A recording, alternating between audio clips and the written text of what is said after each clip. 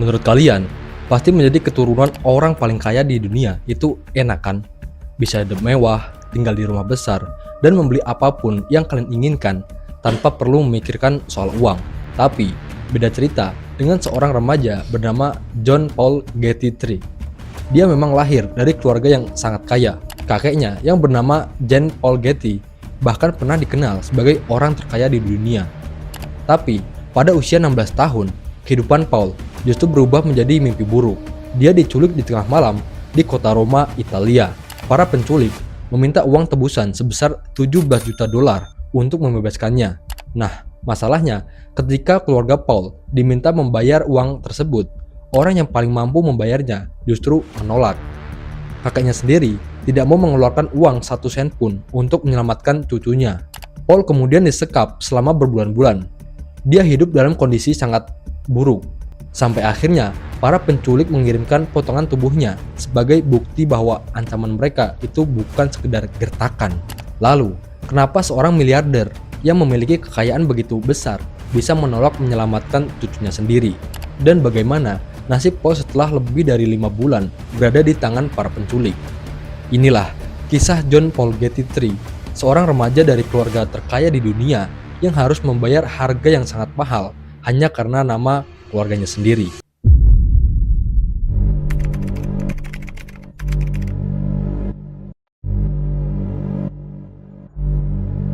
Untuk memahami kasus ini, kita perlu mengenal dua sosok utama dari keluarga Getty. Di satu sisi, ada sang kakek bernama Jean Paul Getty, seorang miliarder yang membangun kerajaan minyak. Di sisi lain, ada cucunya yang bernama John Paul Getty III, seorang remaja yang justru memilih menjalani hidup bebas di jalanan Roma. Kakek Paul adalah pendiri Getty Oil Company dan pada era 1950-an hingga 1970-an dikenal sebagai salah satu orang terkaya di dunia. Kekayaannya bahkan diperkirakan mencapai lebih dari 1 miliar dolar, jumlah yang sangat besar untuk ukuran saat itu. Namun, di balik kekayaannya, kakek Paul dikenal sebagai orang yang sangat berhati-hati dalam mengeluarkan uang. Dia terkenal obsesif terhadap penghematan dan tidak mudah percaya kepada orang lain. Salah satu cerita yang paling menggambarkan sifatnya yaitu ketika dia memasang telepon umum berbayar di kediamannya di Inggris. Bahkan seperti tamu, staf, dan anggota keluarganya harus memasukkan koin sendiri jika ingin menggunakan telepon. Bagi kakek Paul, uang adalah sesuatu yang harus dijaga. Bahkan ketika jumlahnya hampir tidak terbatas, sikapnya terhadap keluarga pun tidak selalu hangat. Dia sering melihat hubungan dengan orang lain melalui rasa curiga, seolah-olah orang-orang di sekitarnya hanya mendekat karena menginginkan hartanya. Sementara itu, kehidupan John Paul Getty III sangat berbeda. Paul lahir pada tahun 1956 dari pasangan John Paul Getty Jr. dan Abigail Harris. Setelah orang tuanya berpisah, Paul tinggal bersama ibunya di Roma. Memasuki usia remaja, Paul mulai menjauh dari kehidupan keluarga Getty yang penuh kemewahan. Dia dikeluarkan dari sekolah swasta internasional ketika berusia sekitar 15 tahun, lalu memilih hidup di tengah komunitas seniman dan anak muda yang menganut gaya hidup yang bebas. Karena penampilannya yang nyentrik dan rambut pirangnya yang panjang, masyarakat Roma kemudian menjulukinya The Golden Hippie atau si hippie emas. Paul sering terlihat di kawasan Piazza Navona dan Piazza Farnese, bergaul dengan sejumlah seniman jalanan, penyair, aktivis, dan mahasiswa. Meskipun berasal dari keluarga yang sangat kaya, Paul justru berusaha hidup mandiri. Dia mencari uang dengan penjualan perhiasan buatan tangan, komik bebas, lukisan, bahkan sesekali bekerja sebagai figuran dalam film independen Italia. Dia juga tidak bergantung langsung kepada kakeknya untuk memenuhi kebutuhan sehari-hari. Namun, ada satu hal yang tidak bisa Paul hindari, yaitu nama keluarganya sendiri. Bagi Paul, nama Getty mungkin hanya bagian dari identitasnya saja, tapi bagi orang lain, nama tersebut memiliki arti yang sangat berbeda. Di mata jaringan kriminal, seorang cucu dari salah satu orang terkaya di dunia adalah target yang nilainya sangat besar. Dan pada usia 16 tahun, ketika Paul merasa sedang menjalani hidupnya sendiri di Roma, dia tidak menyadari bahwa seseorang sudah mulai mengincarnya. Tragedi yang menimpa John Paul Getty III bermula dari sebuah kesempatan yang dimanfaatkan oleh jaringan kriminal di Italia. Pada era 1970-an, Penculikan untuk mendapatkan uang tebusan sudah menjadi bisnis yang sangat menguntungkan bagi kelompok kriminal, termasuk mafia yang beroperasi di Italia Selatan. Pada tanggal 11 Juli 1973, sekitar pukul 3 pagi, Paul sedang berjalan sendirian melewati Piazza Farnese di pusat kota Roma. Dia baru saja meninggalkan tempat berkumpul bersama teman-temannya setelah menghabiskan malam di sana. Tiba-tiba, sebuah mobil mendekat dan berhenti di dekatnya. Beberapa pria kemudian keluar dari mobil dan langsung menyerang Paul. Sebelum dia sempat meminta pertolongan, salah satu pelaku memukul bagian belakang kepalanya hingga tidak sadarkan diri. Para penculik kemudian menutup matanya, mengikat tangannya di belakang, dan memasukkan Paul ke dalam bagasi mobil. Paul kemudian dibawa ratusan kilometer ke arah selatan menuju Calabria, Italia. Para penculik merupakan bagian dari jaringan kriminal yang berbasis di wilayah tersebut. Setelah perjalanan panjang, Paul akhirnya disekap di sebuah tempat terpencil di kawasan Spezzano Albanese. Di sana, kondisinya sangat buruk. Paul yang baru saja berusia 16 tahun ditempatkan di sebuah gua dan bangunan kayu yang gelap, kotor, dan lembab. Kakinya dirantai ke dinding dan matanya sering ditutup. Dia juga benar-benar terputus dari dunia luar. Beberapa hari setelah penculikan, para pelaku mulai menghubungi keluarga Paul.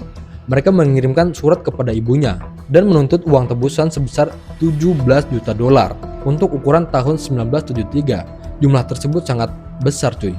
Para penculik juga mengancam bahwa jika uang tidak segera diberikan, nyawa Paul akan terancam.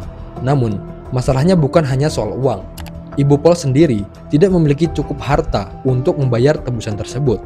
Sementara ayahnya, John Paul Getty Jr., sedang berjuang dengan masalah kecanduan obat-obatan dan sudah tidak memiliki kendali atas kekayaan keluarga.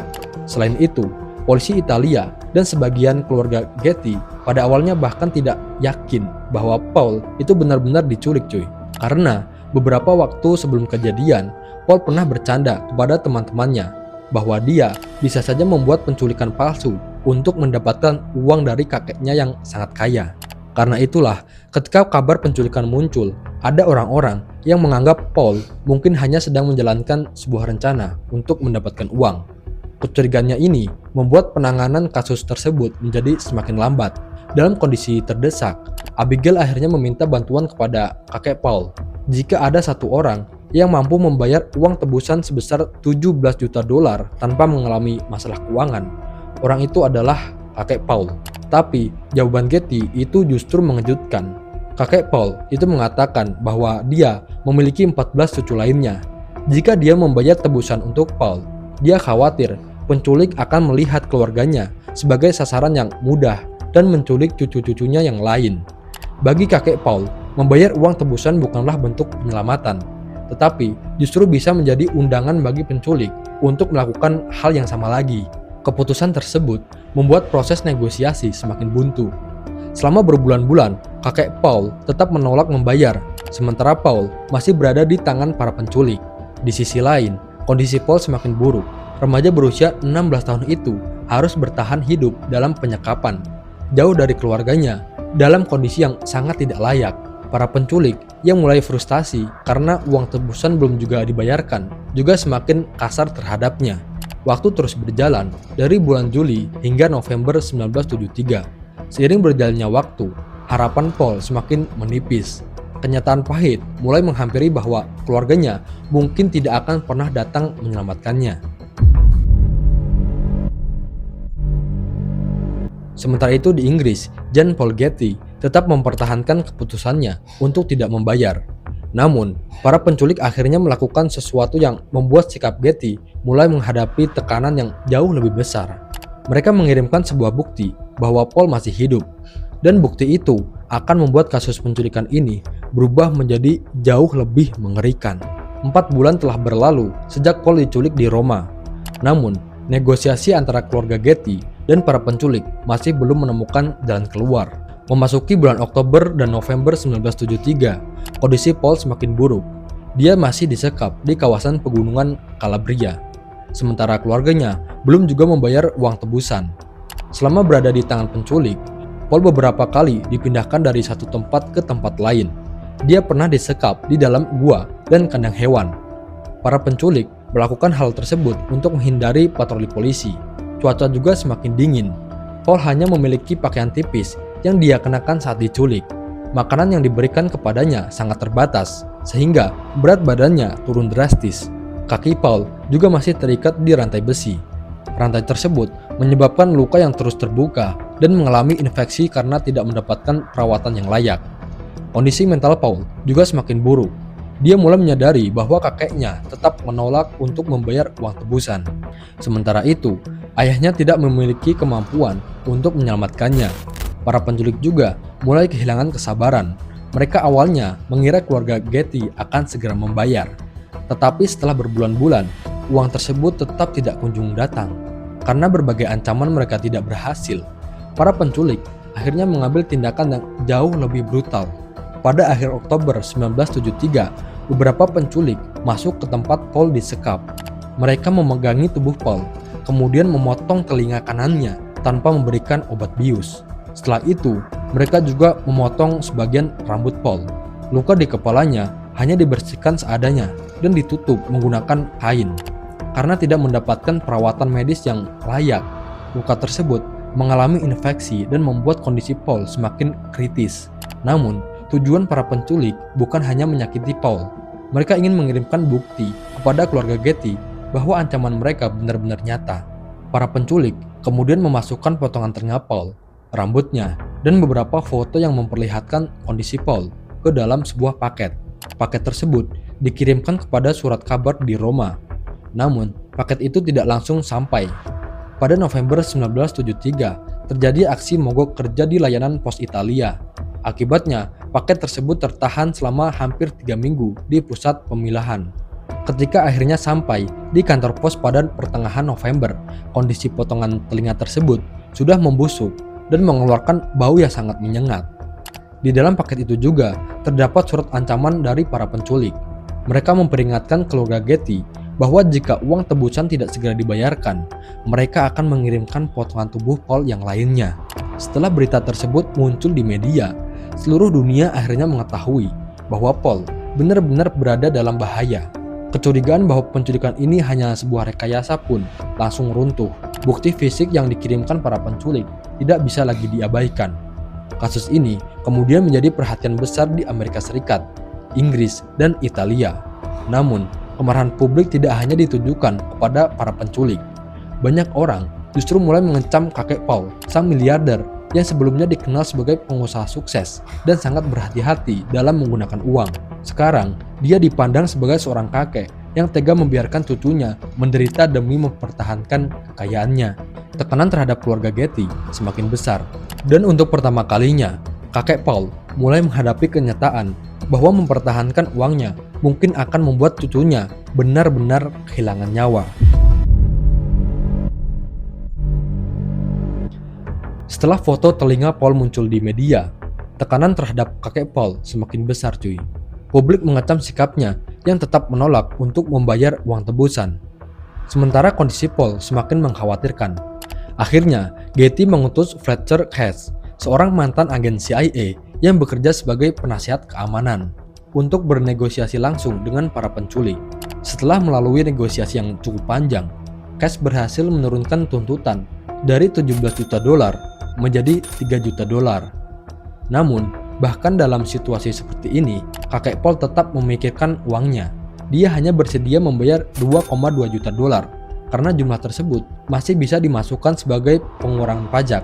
Sementara sisa 800 ribu dolar harus dipinjamkan kepada ayah Paul. Namun, dengan bunga 4% per tahun.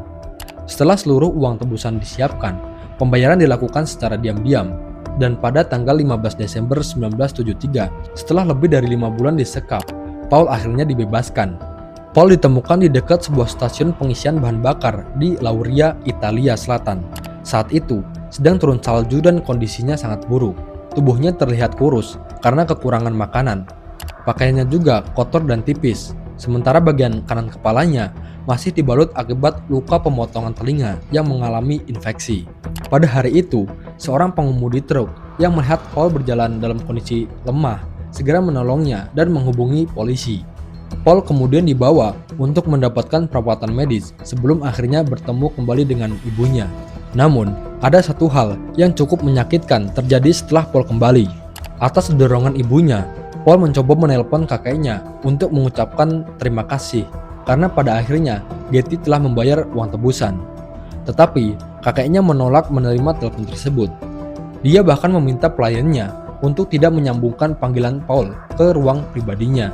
Bagi Paul, 5 bulan penyekapan ternyata bukan akhir dari penderitaannya. Pengalaman tersebut meninggalkan trauma yang sangat dalam. Setelah kejadian itu, dia mengalami masalah ketergantungan terhadap alkohol dan obat-obatan.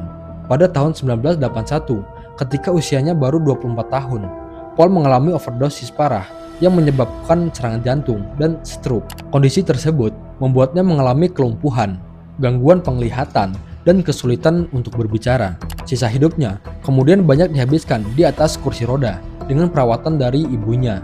Sementara itu, penyelidikan terhadap kasus penculikan terus berlanjut. Polisi Italia berhasil menangkap sejumlah orang yang terlibat dalam penculikan tersebut, tetapi hanya sebagian kecil yang akhirnya mendapatkan hukuman. Para pemimpin utama kelompok tersebut berhasil menghindari hukuman karena kurangnya bukti. Sebagian besar uang tebusan juga tidak pernah ditemukan kembali. Kakek Paul sendiri meninggal pada tahun 1976 dalam usia 83 tahun. Kekayaannya yang sangat besar, sebagian kemudian digunakan untuk mendirikan dan membiayai Getty Museum di California. John Paul Getty III akhirnya meninggal pada tahun 2011 dalam usia 54 tahun. Setelah semua yang dia alami, hidupnya tidak pernah benar-benar kembali seperti sebelumnya.